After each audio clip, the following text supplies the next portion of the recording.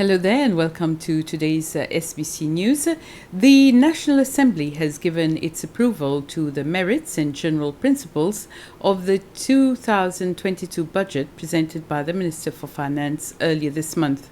The sum, amounting to over 10 billion and 91 million rupees, received the approval of 18 members, with 7 others voting against.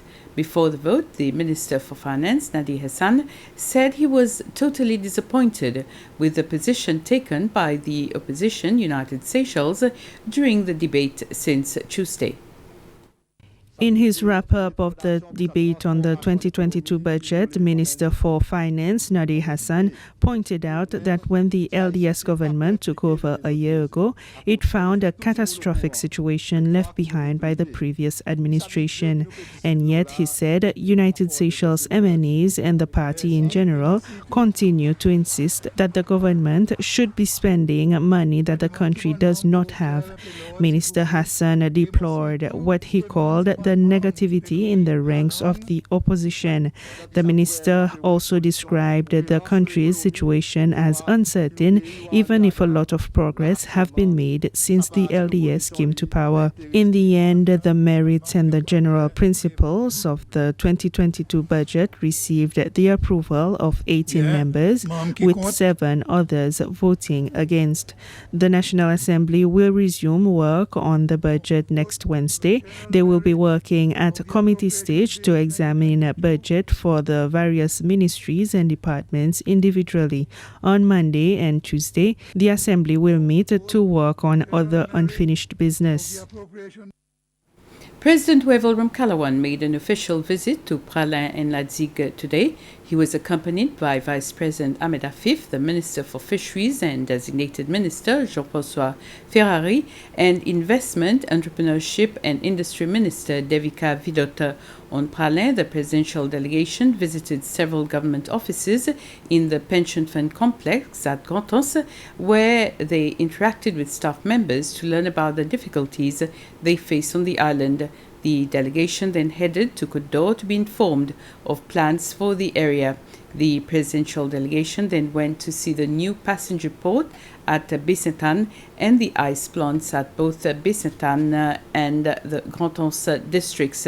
And this afternoon they were on Laddig. After 1.5 years with the absence of cruise ships due to the COVID-19 pandemic, the tourism industry has received a boost with the opening of the cruise ship season. The Ponant is the first French cruise ship to leave the port. The French ambassador, Dominique Mas, and the minister responsible for tourism, Sylvestre Radegonde, were present at the port to welcome the passengers who were boarding the vessel. The minister says that this is good news for the industry. It's the first of, I believe, 5 cruise ships that we're going to receive over the next couple of months. I hope that with the coming of the cruise ships, of these visitors, people especially on Praslin and Laddig will look at how they can benefit, make maximum use of the opportunities that are there. I mean, the visitors themselves, they've come in, some arrived a few days ago, are spending time in the hotel, hopefully going out and spending money in restaurants on local products. The taxis, you've seen yourself, the visitors coming in have been using taxis. I hope the ship chandling companies, fuel, whatever. So I hope that there is something beneficial coming into the national economy. The National Bureau of Statistics is holding a pilot project in preparation for next year's census. The exercise is being held in the Anse-au-Pin district. Census Commissioner Elena Butler-Payet is encouraging members of the public to participate actively, as a census is a civic duty. It is a time when the government takes stock of the population and the houses. We take stock of how many houses are there and what's the count of population.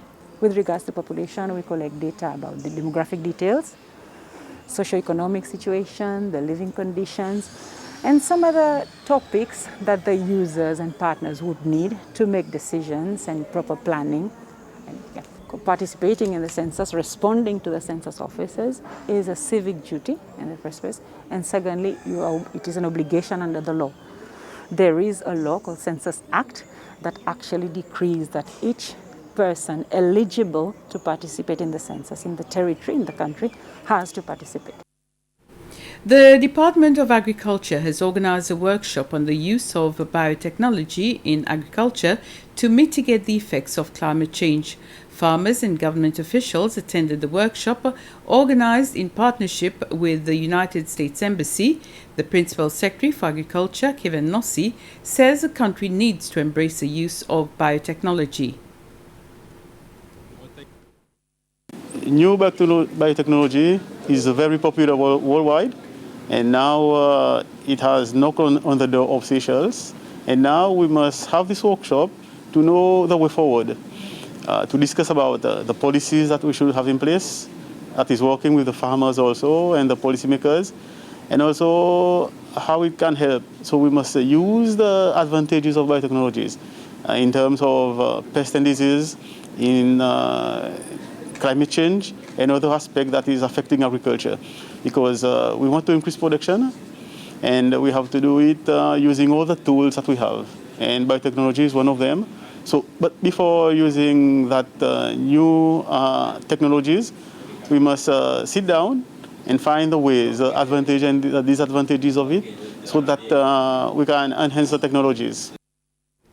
Tomorrow is International Men's Day, and a message the Minister responsible for youth, sports and family, Marie-Céline Diallo, has thanked all men who are role models and who bring value to society, saying your good deeds should be the inspiration for our boys to continue in your footsteps. She says that this year's theme, Better Relations Between Men and Women, allows us to take stock and reflect on the importance of making more space for each other and having a strong and better relationship between men and women. She has also taken the opportunity to send a message to the male leaders in our society, saying we need more platforms for men-led organizations, more programs and events done by men, more empowerment sessions for men facilitated by men, and more men-led organizations to be registered. Minister Diallo says that Seychelles needs more male role models and more male community leaders. So the Ministry of Family, Youth and Sports remains committed and sincere to support any positive initiatives from any men-led organization. Those are our main stories so far this Thursday evening. Join me again at 8. Next on SBC is the local program Récolte.